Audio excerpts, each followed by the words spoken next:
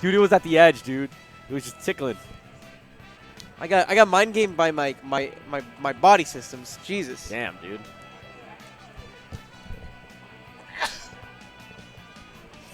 Smash United's BC going off against Cosmos. Sorry, ZekEsports Cosmos. Oh. I'm sorry. What is that? That's Bucky's, right? Yeah, man. What is a beaver nugget? You don't know, man? About Bucky's? I know about Bucky's. I don't know about no beaver nugget. Dude, man. I've never tried beaver nuggets before. Next time we go to Houston. All right, for sure. What's that kolache place we're going to stop by again called? Check stop, man. But Yes. that's not a Houston thing. That's an Austin thing. That is an awesome thing.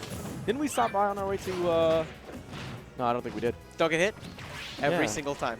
Every single time. Dude, that was so good. Anyways. Ooh, tries to narrow onto the stage. Going to get punished. So BC, hailing from the Houston area, really, really good zoner. And talking with Zay, who has definitely experimented with this character, he really feels like a character who Corrin really struggles against is one with great zoning tools, which is exactly the archetype that we're going to be seeing from BC. Yeah, BC does such a great job of utilizing his out of shield options like that. Nair out of shield effectively is really important, especially if you're looking to punish someone who is overextending on you. And especially with these swordsmen and swords ladies, if they're directly on top of you whenever they're trying to hit with those fairs or those nairs, that's when bad things can start happening. I mean, we see guys like Renai do incredible things with this character. Oh, nearly. Avoiding that bowling ball somehow. And that's going to make it very tricky for him to make these recoveries so consistently. So far, BC, he's had the damage, but will he be able to convert? We saw one zone-oriented character play on this screen before, and while they got the damage, they wouldn't be able to get the conversion consistently. BC, though, he might be starting to have a bit more luck than we saw from Army. Good follow-up. Now, I think there's something that's so important about villager play is that you are playing a mid-range game. You're not playing long distance. You're not playing super long zones, but you can play a mid-range, right? You can play a zoner, or you can go super ham hawks. You can go in. Their ability is still there for you to play however you'd like. It's a nice balance. Now, the tools that you have, like that, can really enable you. Fun fact about the fair: the closer you are to the initial starting, to the initial startup of it, has the increased amount of knockback. Pretty sick. So if you manage to catch them point blank, you get to do some shenanigans. BC closing the stock out. I feel like if he can keep just getting outside of the range of Cosmos, then he's gonna be fine, right? Yeah. Because there's just so many different projectiles Cosmos has to go through, and one of his biggest assets, his ability to zone, is now neutralized, negated. Even there, that Dragon Pulse shot in the water, and wow! Using it to set up for a stun so he could get that bowling ball. BC is throwing all of the tricks, and he's gonna need him. He's actually down right now by 14%. The tree itself has health, so if you hit it a couple of times, it'll go away a lot faster than if you were to leave it by itself. This is where BC does not want to be. Forced to recover. Cosmos. Oh, Good job getting away, but you never want to be above a swordsman. Everybody knows that meme. Dropping over to the ledge. Neutral get up. Excellent job delaying the timing to avoid the dragon lunge. The dragon lunge. The dragon lunge. Nice. Yet again, Nair out of shield coming into play. Yeah, it comes out fast. I want to see. Oh, we're not gonna see anything. Cosmos comes up short on the recovery and is unable to actually hang on to the ledge.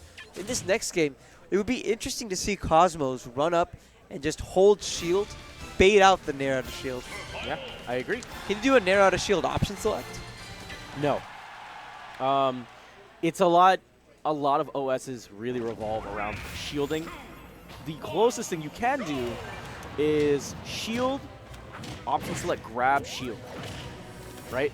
It's something that we actually saw Sathlon covering his latest article on Turning Locator, where he talks about one of the coolest things about this game, which is, I mean, walk up. Everybody talks about walk up shield, right? Imagine walk up shield potentially grab if they actually got into that zone, and just stay in shield. It sounds so crazy the more I think about it. Well, look at this disjoint coming into play again. Ooh, neutral get up, pressuring on the top of the shield. Cosmos understands. I feel like he's gotten the piece of information that he can't let BC have too much room to breathe. He really needs to come up close. He needs to push the advantage, and he wants to operate at a zone where BC is too scared to throw out projectiles, but too scared to throw out the nair as well. The increased knockback that's coming back from that fair. Oh, what a hard read from BC! Calling out the roll onto stage. Cosmos at his last stock. Sending him back to the Stone Age. Oh, wow. That was phenomenal. Right now, this is the player to beat in Dallas. BC, I mean, he's really putting in the work. This really does feel like a great representation of Dallas versus Houston. Okay, great follow-up. The up air. Would have been nice. Would have been nice. Whoa, nearly lost his balloons there. That could have been detrimental. Wow! And kicking right through the aerial. Sling means nothing. The aggression, dude. Usually what it is when Cosmos is manages to hit with Dragonlance, he ends up lunging towards the center if he doesn't catch anything. See? Like that. If he doesn't secure some meat, he's going to go look somewhere else, right? It makes sense. He's a hunter. He's on the prowl. You definitely don't want to push yourself in a place where you are vulnerable and coming towards your opponent. It's better to get to that safe ground. Yeah, he doesn't want to take any risks. Who can blame him? And when it's center, you know, it just makes sense. Whoa, just good spot short. dodge. Yeah, just short on the Dragon Lunge. Now, here's the fun part. BC now has access to Hatchet. Ooh, jab into forward smash. Interesting. Now, while the tree is still up, he still has access to Hatchet. On now. Ooh, goes high. Tournament winner. He doesn't get punished that hard for it. That was a good call. He's gone for tournament winner a fair amount in this. Ooh. Changing to the dragon, preventing the damage from the gyroid from really actually connecting and making an impact on Cosmos. Excellent, perfect shield. See, this is what I'm talking about, a zoning game too, right? It's a little bit of mid-range. It's not full screen. It's not Guile, right? But it's that nice sweet spot mid-range where you still get to pester and you shoot out some side Bs. Everything feels fine. But you're forcing them to jump, which is important. One more forced jump. Whoa, that could be everything. That's the hatchet I was talking about. This is a position where back throw is going to be able to close the stock out as well. Cosmos and the Lance. He knows he can't drop down too far. BC throwing out so many different projectiles just to keep Cosmos on his toes. Here it comes, here it comes. Oh, all gosh. BC needs here is just one back throw from this position, and he's going to be able to close it out. The pressure that's been coming from Cosmos. BC's recognizing the multiple lances that are coming out whenever he's trying to edge guard. This is a go-to thing for Cosmos. Cosmos having to jump because of that tree. Here comes the grab. Back throw. It's not enough. Won't be enough. Having to carry him throughout the entire course of the stage. BC dropping so low. He tries to cut off his options by using side B to remove the option to up B, and then tries to drop down and chop him potentially. Approaching the 2-minute warning. Cosmos, if he takes a single hit from this point on, he's going to be sent straight to the loser's bracket early. Whoa, both of these guys are last hit scenarios. Racking up the percentage. Ooh, saying you don't get to go high here, man. Oh, he gets the neutral get up. He was going to do it meaty. And that's anti-conditioning, right? So what BC was thinking was because he got that hard read, the hard read on the get up on ledge via roll, yeah, then he would not choose that option. He'd choose jump off ledge or normal get up. Correct. And so he chose an option that would cover both of those with that up tilt because it has that meaty hitbox. You catch those two frames. And Cosmos doesn't fall for it. Instead, he goes the next level deep, where he knows that BC knows this. He chooses the roll anyways and ends up closing out the stock. Yes. How many levels of Yomi was that? That was 2. 3. That was good. It was real good. I'm telling you, dude.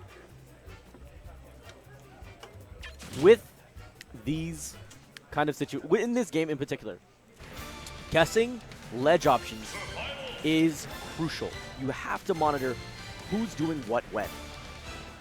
And it's pretty often, not only with BC, but with Renai, that we saw up tilt being the go-to option. For if they're guessing normal get up versus roll on. And it does such a good job of punishing people with it, especially at those higher percentages. It's magical. That's the Wingardium Leviosa. that's the go-to, man. Swish and flick. Game 3. And let's see some magic from both of these players. Opting for Lylat. Yo, I'm sorry. When's the last time we anti-aired with fireworks? That was dope. I'll give it to you. Just Villager things. I'm wondering why he chose Lylat for his stage selection. Do you think it affects the way his projectiles cover the stage? Possibly. I think it's better for the fact that you have platforms here, because let's be honest, if it's like an FD kind of thing where there's no platforms there, you have to be honest. You're either going straight to the ledge, you're going straight to the stage. But if you have the platform there, you have an option to land high, right? But you also have the ability to turning winner onto a platform and then enables your movement, right? Throw. Going deep. And overall from Cosmos, you'll notice he doesn't try to spend too much time off of the stage. He'll get out with the initial and then understand that stage control is so important, so he'll just fade right back. That's why his go-to edgeguard option is that back air, because it has that pushback forwards, right? It lets him throw out a big hitbox behind him and then let him glide back to the stage where he needs to be. A lot of the reason why we're seeing BC use those side Bs is to force Cosmos to choose an option. Are you going to shield? Because if you shield in Smash 4, you are stuck in shield for a fair amount of frames before you can drop and then start moving again. It's a commitment. And when your shield game is like that, though, you can definitely make some advantage of it. It's so important to test your opponents, right? And if you can do it relatively risk-free, look at that. That's so good. He's even seeing it now. That's where the shield came into place for that fair propeller. BC skewered. That sapling is still down. It's going to cut off some of Cosmos' approach options for some time. That time not turning into a dragon. Whoa. In time. The hard read. He went for cross-up hatchet.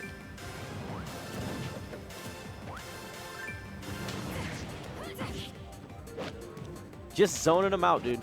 Catch him with those disjoints. After game one, he knew. He knew that he just needed to just close the distance. You're noticing that Cosmos is not willing to go out deeper anymore. He's just content to stay on the stage and try to see if he can poke. Wow. That was definitive.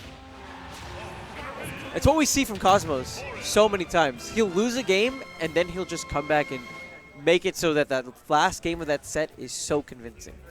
That's adaptation at its finest. Agreed.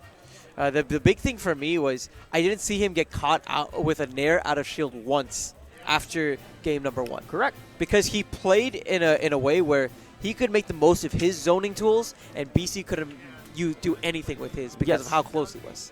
And at the same time, because of how far he was, he couldn't do anything with his quick out of shield options like the nair.